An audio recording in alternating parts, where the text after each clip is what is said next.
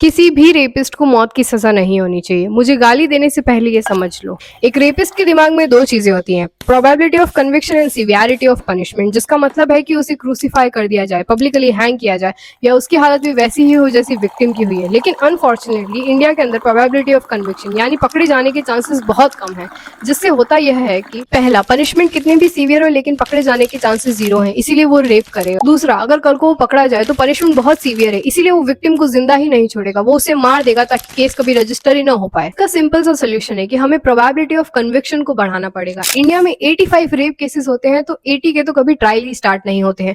बहुत सारे देशों में जहां पे सिवियरिटी ऑफ पनिशमेंट को कम कर प्रोबेबिलिटी ऑफ कन्विक्शन को इंक्रीज किया गया है, वहां के रेप केसेस ड्रास्टिकली डिक्रीज हुए हैं। बचपन से ही गर्ल्स और बॉयज के बीच में बहुत डिफरेंसेस रहे हैं, इसीलिए मेजॉरिटी मैन को वुमेन से बात करने का एक्सपोजर ही नहीं। इसी वजह से ऐसे स्टीरियोटाइप्स जैसे no means yes, she is playing hard to get आते हैं। मैं समझती हूँ कि ये क्राइम बहुत घिनौना है, लेकिन अगर कोई घर टूट रहा हो तो हमें उसके रूट लेवल तक जाकर इसे सुधारना होगा ताकि आगे किसी औरत को ये दिक्कत न आए।